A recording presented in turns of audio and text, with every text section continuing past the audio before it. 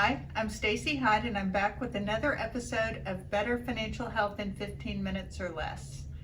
And as most people are aware, during the pandemic, it was very hard to find cars. The price of new cars, if you could even get them, had gone up, and the price of used cars had really been increasing because new cars weren't available. But now that the supply chain has started to reopen, it's also a time where people are now kind of looking around saying, do I want a new car?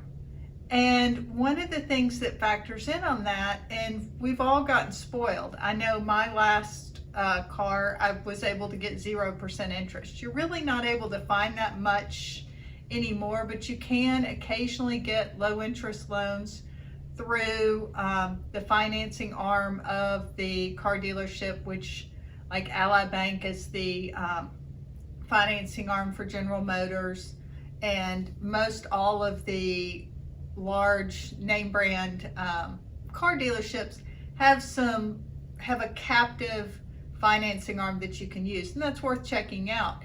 The other thing I would encourage you to look at is local banks, credit unions. Credit unions in particular often offer the lowest rates on car loans. So you definitely want to talk to them, especially if you're being quoted 7-8%. It's worth shopping around. And I would encourage you to shop around for that financing before you even start going to a dealership, because as you are probably well aware, once you're in the dealership, the high pressure sales starts, and it can be hard to think clearly. You get that new car smell or new to you car smell, and you start thinking, oh, well, I really want this or whatever.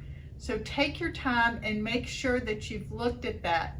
And the other advantage to going ahead and shopping around for interest rates and credit before you go into the dealership is that you also see what your monthly payment will be and figure out whether you can really afford it, or maybe you should look at a new to you car or a different brand altogether.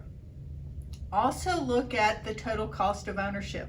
How much is maintenance going to be? A lot of the foreign cars have to be serviced at the dealership or at one of the more limited number of companies that can do work on those very computer dependent cars, and so it may be more expensive to maintain. Also look at how expensive the tires are. That sort of stuff is all out there, and I encourage you to look at that before you decide exactly what you want to get. Also, if you're looking at an electric car, look at where you're going to charge it. Especially if you're buying a used electric vehicle, see what the life expectancy is on that battery and how expensive that battery would be to replace. So that's something that can really impact, yes, you can get maybe a Tesla for very inexpensively, but it's going to need a new battery that's going to cost you $13,000 within a year. Well, you need to take that into account. It may be a good price, but you also need to know what is coming on for that and that total cost of ownership. Also, if you get a fully electric car and you are not the type that wants to plot out and you're not a big planner, it can be more difficult to drive at long distances, so you may need to factor into your budget renting a gas-powered car or a hybrid car for taking longer trips. So you want to pull that all in together and make a very informed choice.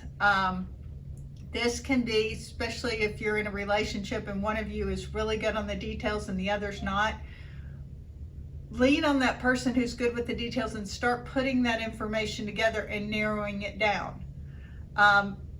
Certainly gas is creeping back up again, and we're going to hit summer driving season. We usually see gas prices go up then. So maybe a hybrid or a car that gets 30 or 40 miles to the gallon might be a great option.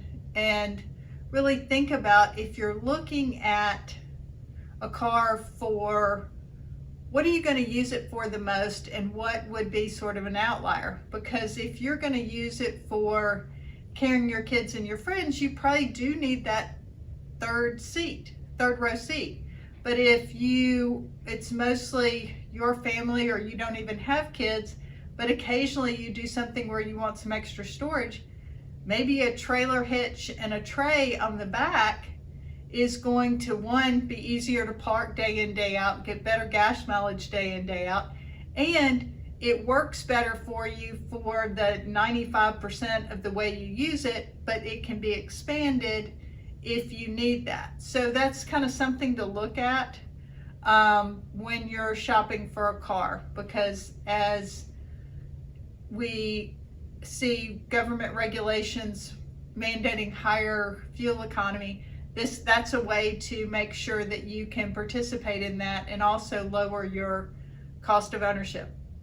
The other thing that cannot be overlooked, especially with the rate of car thefts going up, is what does it cost to insure that car?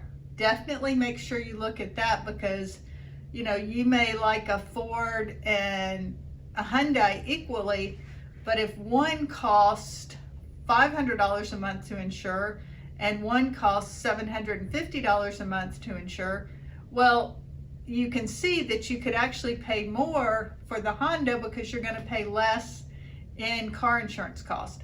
So definitely look at that and pay attention to it, and that would go onto the spreadsheet or the notepad about when you're looking at what you want to consider. So first of all, cost of financing. How much can you afford in your monthly budget for payment? Don't forget about the insurance cost. Don't forget about the maintenance and the gas, if you have a gas vehicle, what that's going to cost you, and pull all that together and make an informed choice. And happy shopping. And also, one last tip, some places like Costco have a car buying program that may offer you better discounts than what you could get. So it's worth looking into those types of arrangements as well once you've narrowed down what kind of car makes the most sense for you. Thanks for tuning in. This has been another episode of Better Financial Health in 15 Minutes or Less.